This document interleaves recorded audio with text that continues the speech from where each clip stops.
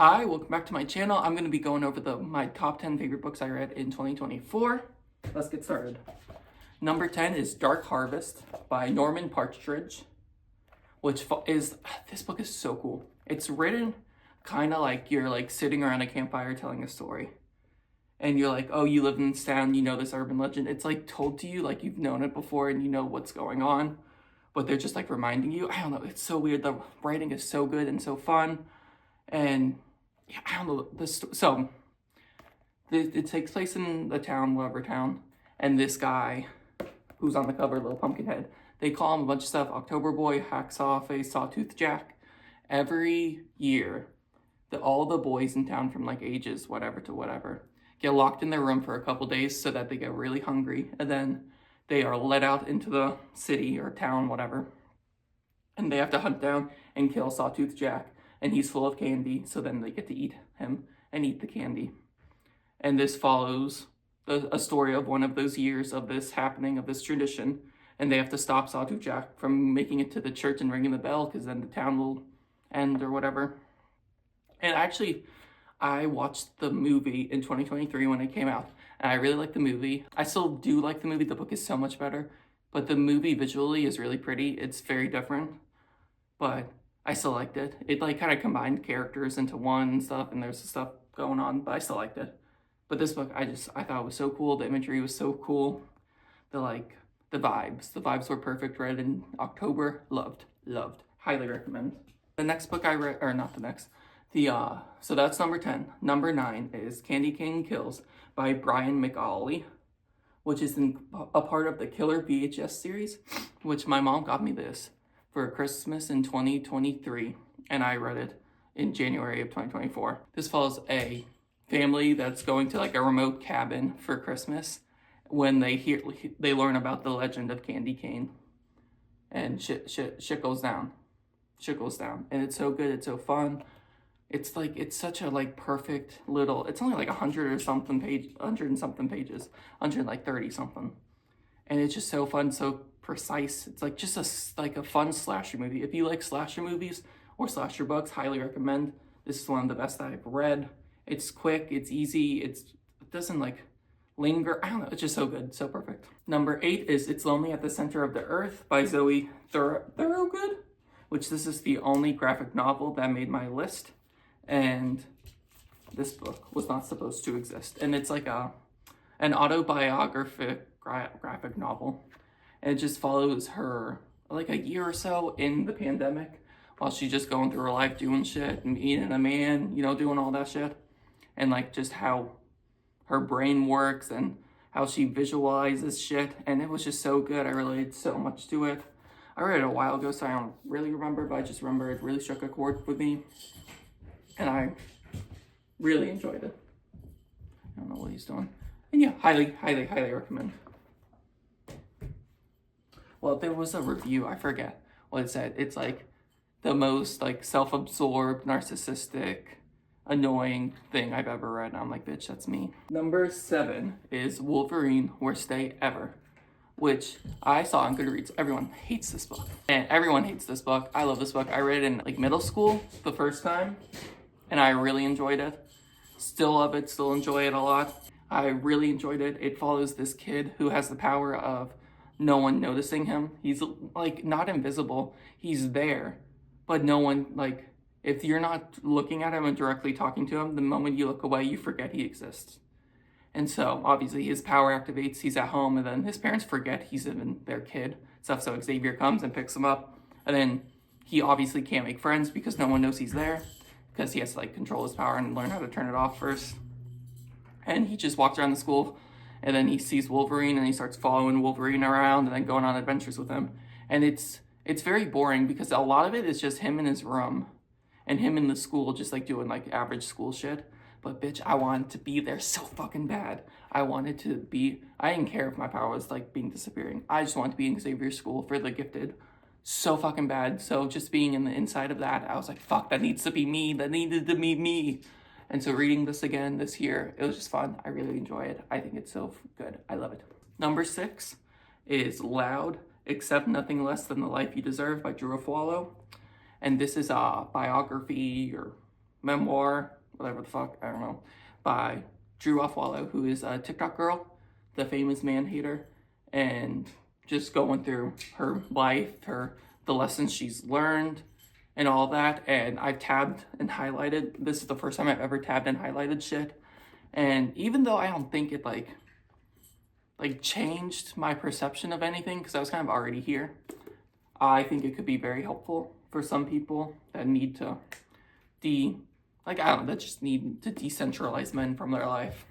Just like a heat-seeking missile, I target awful men who attack marginalized people on the internet for no reason, and I never miss. FYI, terrible men will degrade women and then fold like a lawn chair when I respond to them with silly-ass retorts. I want them to know there are consequences to treating people in ways that are harmful or problematic.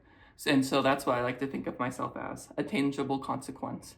It's okay if you want to be mad, it's okay if you want to yell back, and it's okay if you want to be a bitch to men who are disrespectful to you or anyone around you. You have every right to feel the way that you do and express it in whatever way suits you best. I can't give you my self-confidence, but I can help you realize how important it is to stand up for yourselves, and I can't give you my cackle, but I can make you laugh, and I plan to do so often. So while I continue to stay firmly planted on the necks of terrible men, this very text will be my guide and companion for you to work on the most important relationship of all, the one with yourself.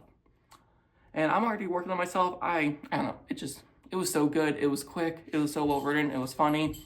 I think it was trust exercise when she talks about when her sister let her know that she's gay, and that was the biggest regret in her life, how she reacted to that situation. That was my favorite chapter by far, because I think when you're doing a memoir, it can be really easy to be like a kiss ass to yourself, and Drew is not that to herself. She points out when she was wrong, when she was whatever, Really enjoyed it, 5 out of 5. Number 5 is Suicide Notes by Michael Thomas Ford, which follows a 15-year-old who, on New Year's Day, I think it would be, wakes up in a rehab mental hospital place, a psychiatric ward, for supposedly trying to unalive himself. And he's like, oh nope, I shouldn't be here, I shouldn't do this. And it follows his 40 days, 45 days. Like every chapter is day 1, day 2, day 3, day 45, whatever. And it follows his treatments, the people he meets there, and him coming to terms with what happened and what led him to the moment in his life. Loved this book. There's some iffy shit in this book that I thought would get handled in the sequel. No, it does not. I'll get to this sequel in my least favorite books of the year. Hated it. But this one I absolutely loved. I related so much to Jeff because I had a similar experience when I was 14. He was 15, so he's like a year older, but close enough. And I related to Jeff a lot. I saw myself a lot in him, and I absolutely loved this book. It probably would have been higher if the sequel wasn't so ass. It really kind of soured me on it. Number 4 is Vera Wong's Unsolicited Advice for Murderers, Jesus, mouthful, by Jessie Q. Santano, which follows this little old lady who runs a tea shop, and she's all alone and sad. And then she wakes up one morning and finds a dead man in her store, and she thinks the police are incompetent. So she has to solve the crime for herself, which icon. And then it's about her getting into infiltrating the life of her suspects, the people that she thinks could be responsible, and trying to figure this out. And this book is so good. It's like a cozy mystery. It's like a warm hug. It's amazing. I read this because it was literally the book club pick. Obsessed. Absolutely love this. I need Vera Wong in my life. I need her to come in and fix me, fix my life, get everything straightened out. Obsessed. Love this book. Number 3 is Teleportasm by Josh Milliken, which is book 3 in the Killer VHS series. As you can see, love the series. Highly recommend, especially Candy Cane, this one. I haven't read Cicada yet, and then Candy Cane Kills Again. Also, all fucking fantastic. And this follows 4 friends unearth a unique VHS tape that, when viewed, causes short distance teleportation with euphoric side after effects, and inadvertently launching a perilous trend. And this was so good. The writing was so interesting. I think I watched the movie The Fly for the first time around the same time I was reading this, so it reminded me a lot of The Fly with the imagery and shit going on. It was just so fucking good because it's about the 4 friends, but then it kind of splits off and goes into other stories.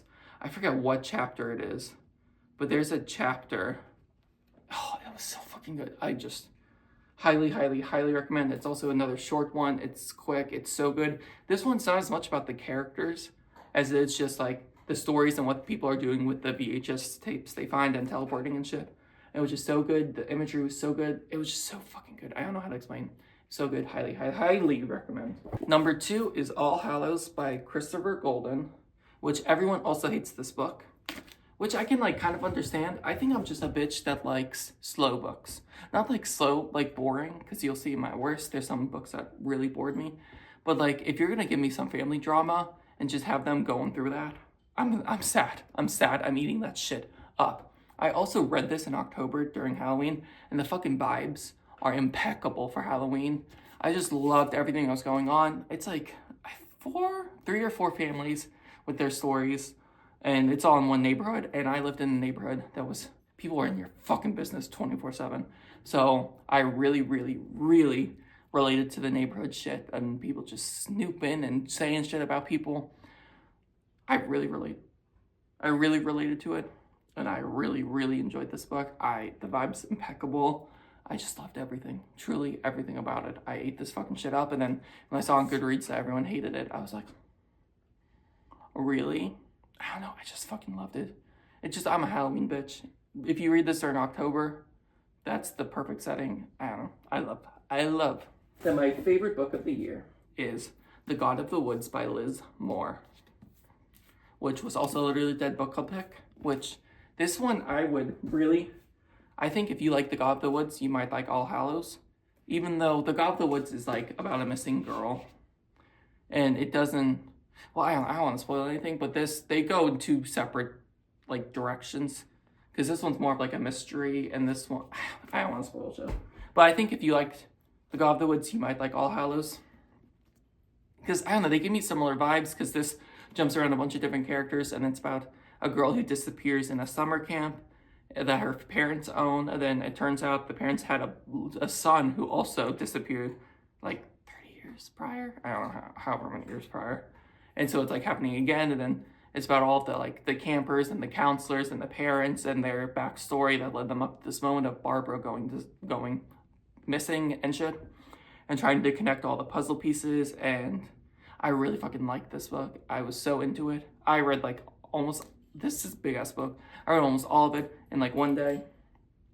Ate this shit up. I loved how like, I feel like a big theme of it was women like taking their power back and having their power taken away, and how that can affect how you live and how you see the world.